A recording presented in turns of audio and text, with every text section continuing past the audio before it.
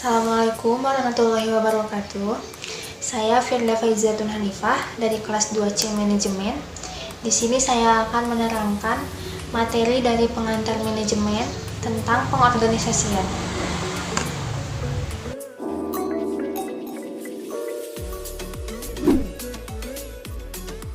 Saya akan menjelaskan 4 pengertian dari pengorganisasian itu sendiri.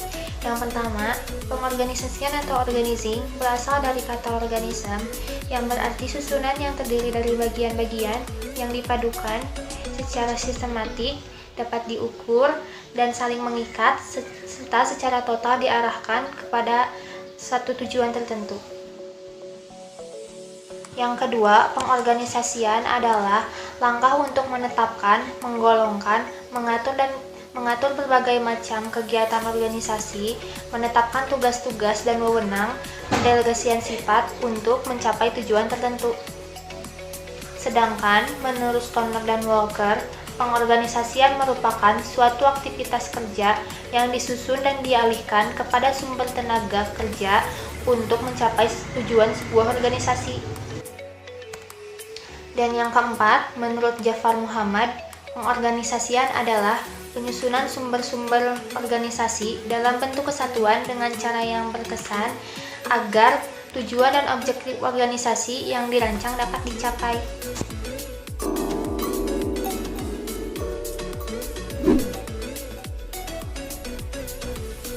Lalu saya akan menjelaskan mengenai 4 pilar pengorganisasian. Pilar yang pertama ada pembagian kerja. Pembagian kerja di sini maksudnya pekerjaan yang tadinya bersifat umum ini akan dibagi-bagi menjadi bagian-bagian yang lebih spesifik dan ditujukan kepada orang-orang yang ahli dalam bidangnya.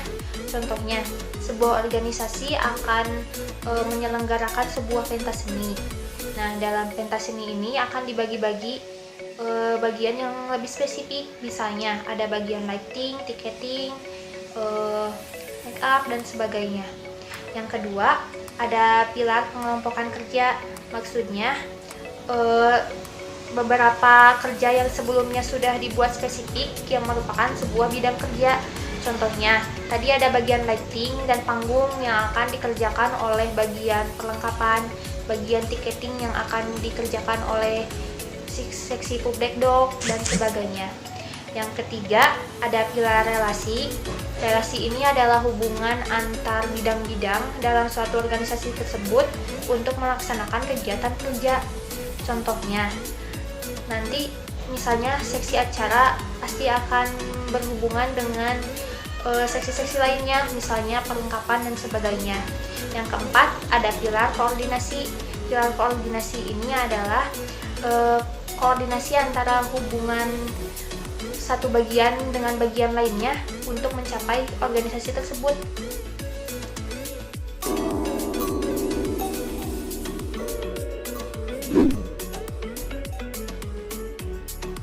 Selanjutnya saya akan menjelaskan mengenai faktor-faktor yang mempengaruhi struktur organisasi. Menurut Ernie tahun 2006, ada 4 faktor yang akan mempengaruhi struktur organisasi. Yang pertama, strategi organisasi. Strategi organisasi dibuat dalam upaya untuk mencapai tujuan organisasi, sedangkan struktur organisasi dibuat sebagai jalan untuk mencapai tujuan tersebut. Dengan kata lain, strategi organisasi selayaknya harus sejalan dengan struktur organisasi. Dan apabila ada perubahan strategi organisasi, maka akan berdampak besar pada perusahaan tersebut. Yang kedua, ada skala organisasi. Pada dasarnya, skala organisasi dibagi menjadi 2, yaitu skala organisasi besar dan skala organisasi kecil.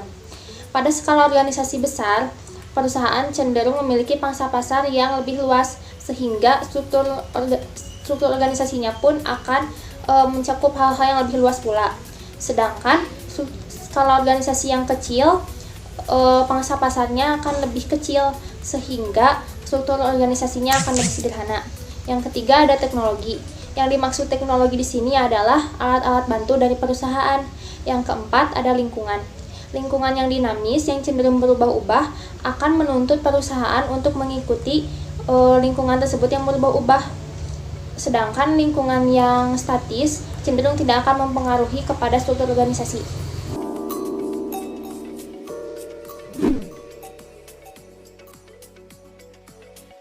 Selanjutnya, saya akan menjelaskan beberapa pendekatan dalam proses departementalisasi beserta strukturnya. Yang pertama ada pendekatan fungsional. Berdasarkan pendekatan fungsional, proses departementalisasi dilakukan berdasarkan fungsi-fungsi yang harus dijalankan di perusahaan tersebut.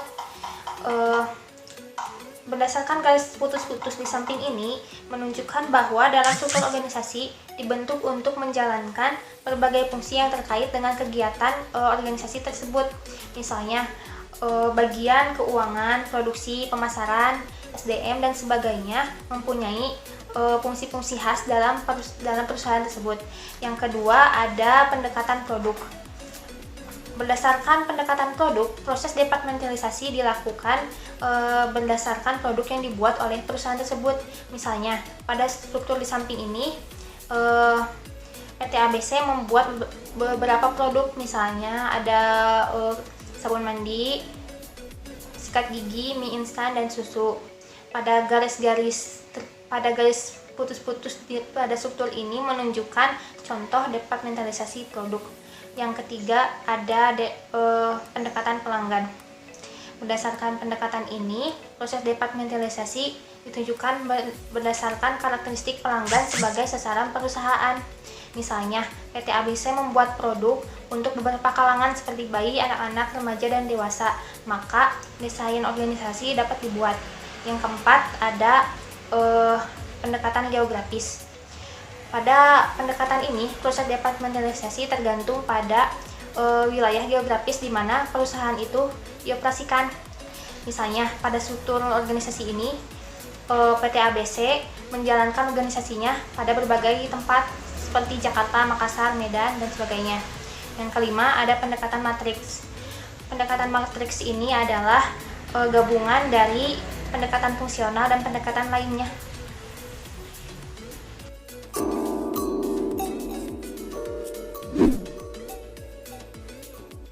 Selanjutnya saya akan menjelaskan mengenai bentuk-bentuk struktur organisasi. Yang pertama ada struktur organisasi fungsional. Struktur organisasi fungsional ini pada dasarnya yang paling banyak digunakan oleh perusahaan. Bentuk dari struktur organisasi fungsional ini adalah berdasarkan fungsi-fungsi manajemennya seperti pemasaran, SDM, keuangan, dan lain sebagainya. Karyawan yang mempunyai skill atau kemampuan yang sama akan disatukan atau dikelompokkan pada satu unit kerja yang sama. Yang kedua ada struktur divisional. Struktur divisional ini banyak digunakan oleh perusahaan menengah ke atas. Struktur divisional adalah struktur organisasi yang dikelompokkan berdasarkan kesamaan produk, layanan, pasar, dan tata letak geografis. Yang ketiga ada struktur organisasi matriks. Struktur organisasi matriks ini adalah gabungan dari struktur organisasi fungsional dan divisional. Struktur organisasi matriks ini juga dapat dikatakan sebagai struktur organisasi proyek karena karyawan yang berada di unit kerja fungsional juga harus mengerjakan kegiatan atau tugas-tugas proyek organisasi yang ditugaskan kepadanya. Struktur organisasi matriks ini juga dapat menyebabkan multikomando karena karyawannya harus melaporkan kepada dua pimpinan, yaitu pimpinan fungsional dan pimpinan proyek.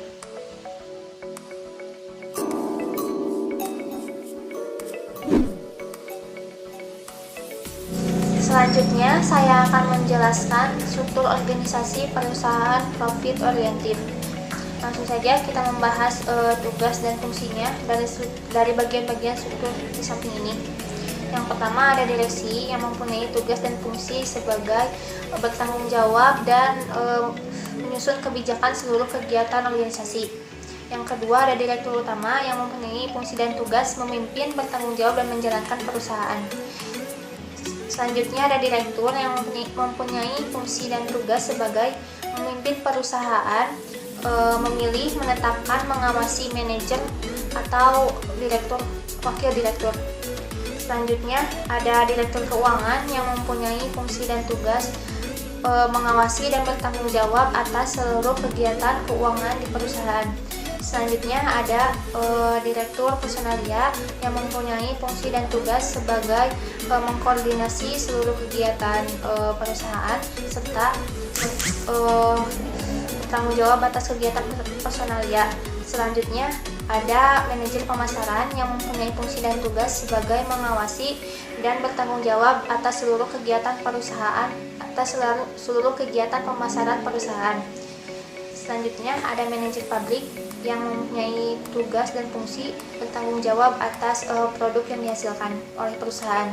Selanjutnya ada admin yang mempunyai fungsi dan tugas untuk merekap seluruh data perusahaan serta menyimpannya secara teratur. Selanjutnya ada gudang yang mempunyai fungsi dan tugas untuk mengawasi dan bertanggung jawab atas barang masuk dan keluar dari gudang.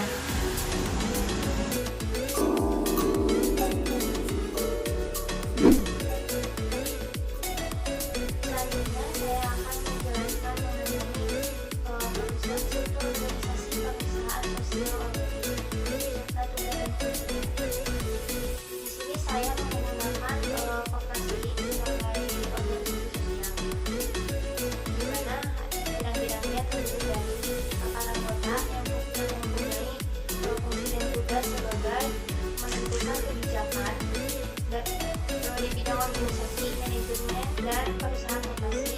Yang kedua, memilih, mengangkat, dan memberhentikan pengurus dan pengawas. Serta ada pengurus yang memiliki fungsi dan tugas sebagai mengajukan laporan keuangan. Yang kedua, mengelola koperasi dan usahanya. Yang ketiga, menyelenggarakan rapat anggota. Selanjutnya ada pengawas yang memiliki fungsi dan tugas sebagai mengawas dan mengendalikan koperasi. Yang kedua ada membuat laporan tertulis tentang hasil pengawasan. Selanjutnya ada manajer koperasi yang mempunyai fungsi dan tugas memimpin koperasi dan mengelola sumber daya secara efektif dan efisien. Selanjutnya ada karyawan yang memiliki fungsi dan tugas untuk menjalankan dan mematuhi seluruh tugas dan aturan dalam koperasi.